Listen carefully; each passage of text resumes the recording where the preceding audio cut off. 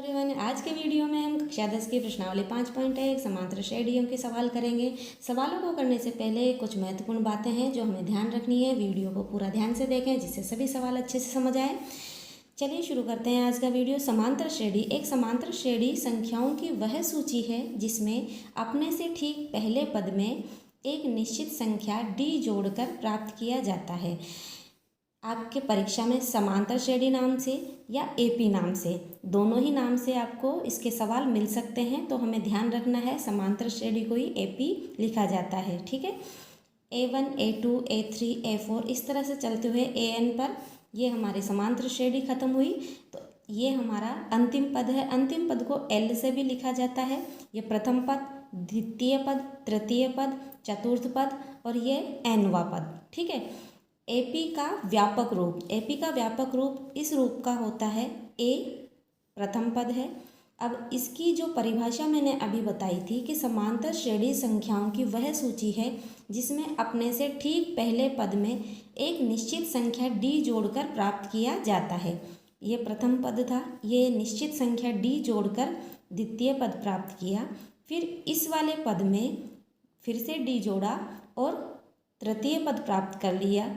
इस वाले पद में डी जोड़ा और चतुर्थ पद प्राप्त कर लिया। इस तरह से एपी का ये व्यापक रूप हमारे दिमाग में रहना चाहिए। प्रथम पद ए है, द्वितीय पद A+D है, A+2D तीसरा पद है, ये A1 प्रथम, A2 द्वितीय पद, A3 तृतीय और A4 चतुर्थ पद। ठीक है, इस तरह से एपी का व्यापक रूप होता है। ए प्रथम पद है, डी सार्वंतर होता है। सार्वंतर ज्ञात करने के लिए देखिए A2 - A1 द्वितीय पद में से प्रथम पद घटाया है बराबर A3 - A2 तृतीय पद में से द्वितीय पद घटाया है, और इस तरह से आगे वाले पद में से पहले वाला पद घटाकर हम सार्वंतर ज्ञात करते हैं जो कि सभी में बराबर आएगा। ठीक है, सार्वंतर धनात्मक, ऋणात्मक या शून्य हो सकता है। परिमित एपी। ऐसी एपी जिसमें पदों की संख्या परिमित हो, अर्थात प्रत्येक एपी में अंतिम पद दिया हो, तो वह एपी परिमित समांतर श्रेणी कहलाती है। ठीक है, अपरिमित एपी। पदों की संख्या अपरिमित हो, अर्थात एपी में अंतिम पद नहीं हो, तो ऐसी एपी अपरिमित एपी कहलाती है। ये कुछ महत्वपूर्ण बातें थी जो हमें ध्यान में रखनी थी। चलिए अब शुरू करते हैं 5.1 के सवाल करना। प्रश्नावली 5.1 का पहला सवाल है, निम्नलिखित स्थितियों में से किन स्थितियों में संबंध संख्याओं की सूची एपी है और क्यों है। पहला है इसका, प्रत्येक किलोमीटर के बाद का टैक्सी का किराया जबकि प्रथम किलोमीटर के लिए किराया ₹15 है और प्रत्येक अतिरिक्त किलोमीटर के लिए किराया ₹8 है। देखिए ध्यान से देखेंगे तो इसने सवाल में कहा है कि जबकि प्रथम किलोमीटर के लिए किराया 15 है, तो ये तो हो गया प्रथम पद। हमें एपी निकालनी है कि एपी है या नहीं है। अब देखिए, और प्रत्येक अतिरिक्त किलोमीटर के लिए किराया, तो ये अतिरिक्त एक निश्चित संख्या हो गई 8। ठीक है, और इससे ये हो गया इसका सार्वंतर। तो हम इससे लिख पा रहे हैं आसानी से, हमारी AP A1, A2, A3, A4। ठीक है, प्रथम पद A1 हो गया 15, द्वितीय पद A2 के लिए 15 में जोड़ रहे हैं हम, प्रत्येक अतिरिक्त किलोमीटर के लिए किराया 8 है, तो ये हो गया 23। इसका तीसरा पद हो जाएगा, इस 23 में फिर से 8 जोड़ रहे हैं और हमारे पास आया 31। तो ये इस तरह से एक निश्चित संख्या अपने से ठीक पहले वाले पद में एक निश्चित संख्या जोड़ रहे हैं जिसे सार्वंतर कहेंगे, और जोड़ने पर हमें एपी प्राप्त हो रही है, तो ये एपी में है। ठीक है, पहला सवाल हमारा कंप्लीट हो गया। अब देखिए दूसरा, इसका दूसरा सवाल है, किसी बेलन में उपस्थित हवा की मात्रा जबकि वायु निकालने वाला पंप प्रत्येक बार बेलन की शेष हवा का 1/4 भाग बाहर निकाल देता है। देखिए, पंप द्वारा प्रत्येक बार निकलने वाली हवा शेष हवा का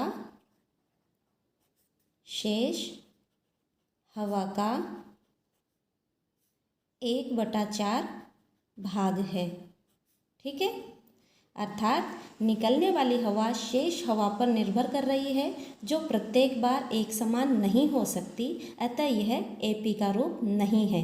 इसको हम लिख देंगे, अर्थात निकलने वाली हवा शेष हवा पर निर्भर कर रही है, जो प्रत्येक बार एक समान नहीं हो सकती, अतः ये एपी का रूप नहीं है। हमारे पास निश्चित संख्या सार्वंतर इसमें नहीं है। ठीक है, अतः हमें एपी का पद हमें प्राप्त नहीं हो रहे हैं इसमें। इसका तीसरा सवाल है, प्रत्येक मीटर की खुदाई के बाद एक कुआं खोदने में आई लागत जबकि प्रथम मीटर खुदाई की लागत ₹150 है और बाद में प्रत्येक मीटर खुदाई की लागत ₹50 बढ़ती जाती है। देखिए, ध्यान से देखेंगे तो आपको यहाँ समझ में आ जाएगा। देखिए, प्रथम मीटर खुदाई की लागत 150 है, ये प्रथम पद हो गया, और बाद में प्रत्येक मीटर खुदाई की लागत 50 बढ़ती जा रही है। एक निश्चित संख्या है ये, जो लगातार बढ़ती जा रही है। ठीक है, तो प्रथम पद A1 बराबर हो गया 150। इसका द्वितीय पद जब हम ज्ञात कर रहे हैं तो प्रथम पद में एक निश्चित संख्या जो 50 जोड़ दी और हमारे पास आया 200। ठीक है, अब अगला पद ज्ञात कर रहे हैं तो 200 में फिर से 50 जोड़ रहे हैं और हमारे पास आया 250। ठीक है, इस तरह से ये चलती जाएगी, जोड़ते हुए जाएंगे 50 को प्रत्येक पद में। ठीक है, अब देखिए, सार्वंतर यहाँ पर क्या हो गया 50। ठीक है, तो यह एपी में है, हमारा यही आंसर है, हमें यही बताना था। यहाँ सार्वंतर जिसको डी से लिखा जाता है 50 है। ठीक है, अतः यह एपी है। इसका चौथा सवाल करते हैं। इसका चौथा सवाल है, खाते में प्रत्येक वर्ष का मिश्रधन जबकि ₹10,000 की राशि 8% वार्षिक की दर से चक्रवृद्धि ब्याज पर जमा की जाती है। ठीक है, इसको देखो, मिश्रधन बराबर होता है, मिश्रधन का सूत्र मूलधन गुणा 1 प्लस दर बटा 100 और यहाँ घात में हम लिखते हैं समय। ठीक है, ये होता है मिश्रधन का सूत्र। अब देखिए, यहाँ पर A1 प्रथम पद 10,000 दिया गया है। ठीक है, अब ये 10,000 मूलधन हो गया और इससे हम मिश्रधन निकाल रहे हैं। A2 बराबर 1 वर्ष के बाद मिश्रधन।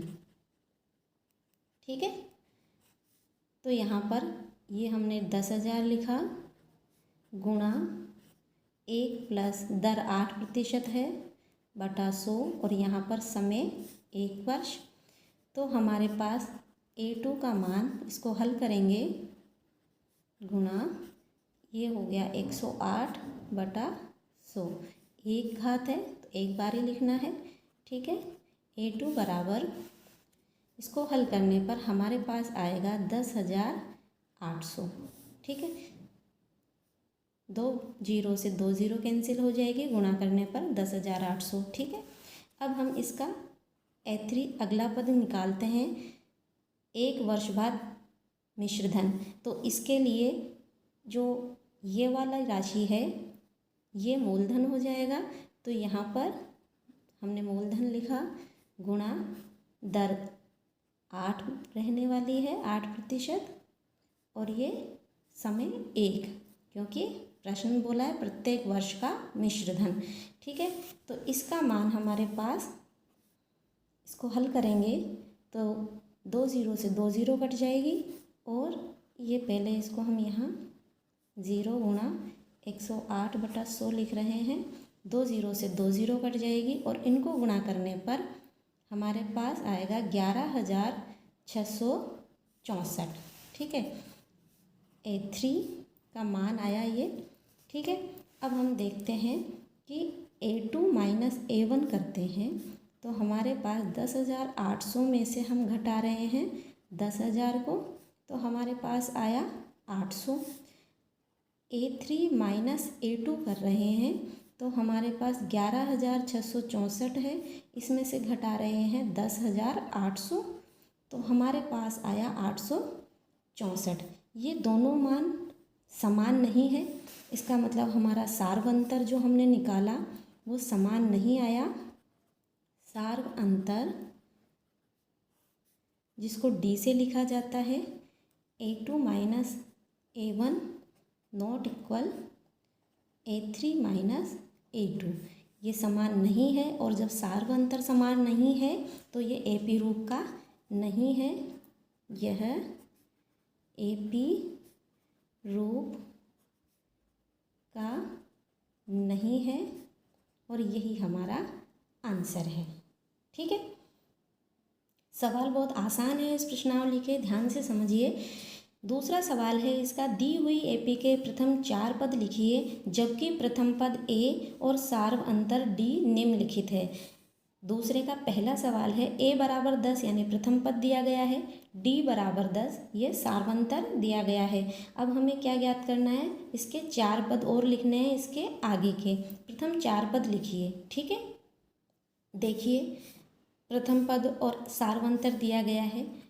हमारी AP A1 प्रथम पद, A2 A3 A4 ये 4 पद और ये इस तरह से चलती जाती है।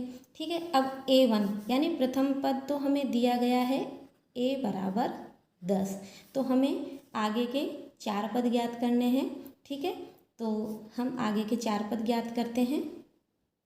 प्रथम 4 पद हमें लिखना है, तो प्रथम पद तो हो गया हमारा A1 बराबर 10।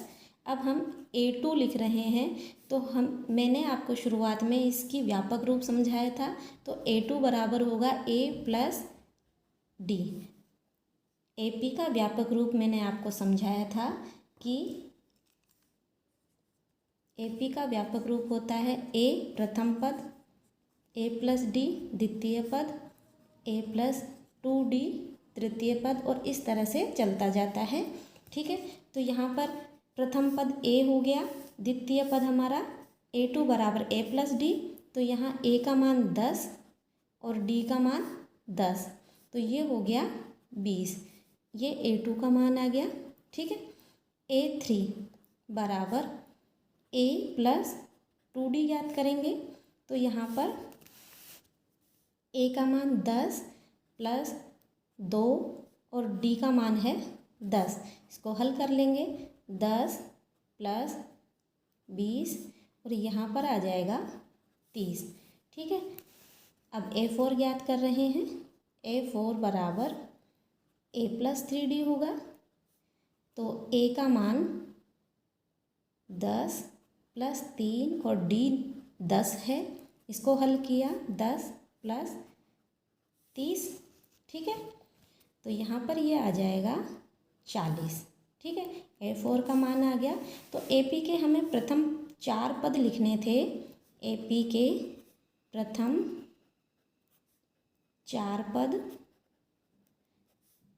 A1 बराबर तो हमारा प्रथम पद है जो 10 है, A2 बराबर 20 हमने ज्ञात किया, A3 बराबर 30 और A4 बराबर 40। ये 4 पद हमारे AP के हो गए, यही हमारे आंसर है। देखिए इसका दूसरा सवाल है, A बराबर -2 है, D बराबर 0 है। ठीक है, प्रथम पद और सार्वंतर दिया गया है। प्रथम पद हो गया A1 बराबर A बराबर -2। ठीक है, इसका द्वितीय पद ज्ञात कर रहे हैं, A प्लस D निकालेंगे तो A का मान -2 है और D का मान 0 है, तो यहाँ पर हमें -2 प्राप्त हो जाएगा। A3 बराबर होगा A प्लस 2D, तो यहाँ -2 और ये D का मान 0 है, तो 0 को किसी भी संख्या से गुणा किया जाए जीरो ही आता है, तो हमारा A3 -2 आ जाएगा। इसी तरह से A4 बराबर A प्लस 3D होगा, जहाँ पर D का मान जीरो रखने पर ये वाला पद जीरो हो जाएगा, तो A का मान -2। ठीक है, अब हमारे पास AP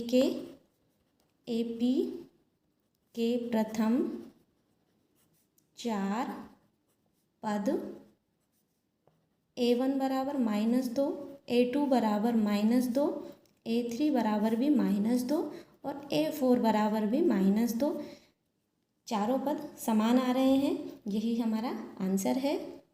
इसका तीसरा सवाल है जिसमें प्रथम पद A बराबर 4 और सार्वंतर D बराबर -3 दिया गया है।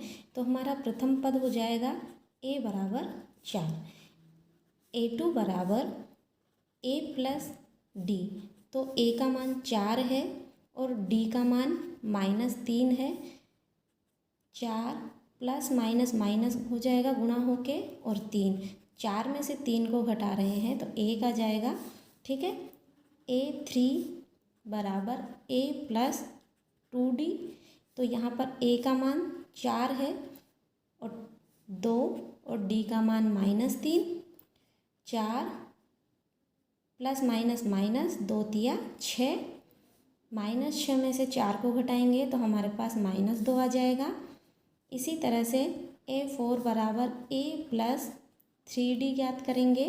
A का मान 4 प्लस 3, D का मान -3 और 4 प्लस माइनस माइनस 3 दिए 9, और -9 में से 4 को घटाने पर हमारे पास -5 आ जाएगा। AP के प्रथम 4 पद लिखने हैं। AP के प्रथम 4 पद A1 बराबर 4, A2 बराबर 1, A3 बराबर -2 और A4 बराबर -5। यही हमारा आंसर है। इसका चौथा सवाल है A बराबर -1 और D बराबर 1/2 दिया गया है। तो हमारा प्रथम पद A1 बराबर हो गया A बराबर -1।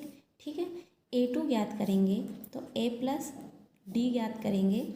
A का मान -1 है प्लस D 1/2 दिया गया है, लघुत्तम ले लेंगे, 2 आया, -2 प्लस 1, इसको हल कर रहे हैं तो यहाँ पर हमारे पास -1/2 आ गया। A3 ज्ञात करेंगे। A प्लस 2D बराबर A का मान -1 है प्लस 2 गुणा करेंगे D से जो 1/2 है। अब यहाँ पर इस 2 से ये 2 कट जाएगा तो -1 प्लस 1 मतलब 1 में से 1 गया तो हमारे पास 0 बचेगा। अब A4 ज्ञात कर रहे हैं। A4 बराबर A प्लस 3D होगा। A का मान -1 है प्लस 3 और D 1/2 है, तो यहाँ पर -1 और ये प्लस 3/2। ठीक है, यहाँ पर लघुत्तम ले लेंगे 2, यहाँ पर -2 हो जाएगा प्लस 3, 3 में से -2 को घटाएंगे तो हमारे पास 1/2 आ जाएगा। ठीक है, तो हमारे पास A1, A2, A3, A4 प्रथम 4 पद हमारे पास है। अतः AP के प्रथम 4 पद -1, -1/2, 0 और 1/2 है। ठीक है, यही हमारे उत्तर है। देखिए, A बराबर -1.25, D बराबर -0.25।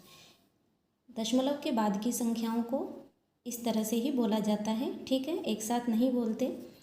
इस सवाल को करते हैं तो A1 ज्ञात कर रहे हैं। A1 बराबर A बराबर -1.25। ठीक है, ये प्रथम पद हो गया। A2 द्वितीय पद ज्ञात कर रहे हैं। A प्लस D ज्ञात करेंगे। A का मान -1.25 है, इसमें से हम घटा रहे हैं D, तो ये -0.25। देखिए, -1.25 में से -0.25 घटा रहे हैं तो देखिए -1.25 माइनस माइनस गुणा होके प्लस हो जाएगा और 0.25 इसमें से इसको घटाएंगे, हल करेंगे इसको, तो हमारे पास -1.50। ठीक है। अब A3 ज्ञात कर रहे हैं। A3 बराबर A प्लस 2D बराबर -1.25 प्लस 2 गुणा, और D का मान है -0.25। ठीक है। इसको हल करते हैं। -1.25 प्लस माइनस माइनस हो गया, और यहाँ पर हमारे पास गुणा करने के बाद में 0.50। ठीक है। इसको हल करेंगे तो हमारे पास 1.75 प्राप्त होगा। ठीक है। अब अगला पद ज्ञात कर रहे हैं। A4 बराबर A प्लस 3D बराबर A का मान 1.25 है प्लस 3 गुणा -0.25। इसको हल कर रहे हैं। -1.25 प्लस माइनस गुणा होके माइनस हो जाएगा 0.75। ठीक है। यहाँ इन दोनों को समान चिन्ह है, जुड़ जाएंगे और माइनस का चिन्ह आएगा, जो कि हमारे पास ये प्राप्त हुआ। तो हमारे पास आ गया -2। तो AP के प्रथम 4 पद हमें लिखने हैं। AP के प्रथम 4 पद। A1 बराबर -1.25, A2 बराबर -1.50, A3 बराबर -1.75 और A4 बराबर होगा -2। यही आंसर है।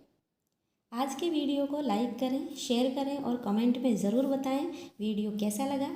सब्सक्राइब ज़रूर कर लें जिन्होंने अभी तक सब्सक्राइब नहीं किया है, जिससे आने वाले सभी वीडियोज़ आप आसानी से देख पाएँ। आगे के सवाल करेंगे अगले वीडियो में। हंसते रहिए, मुस्कुराते रहिए और अपनी प्यारी सी मुस्कुराहट के साथ पढ़ते रहिए गणित। Thanks for watching. Bye bye.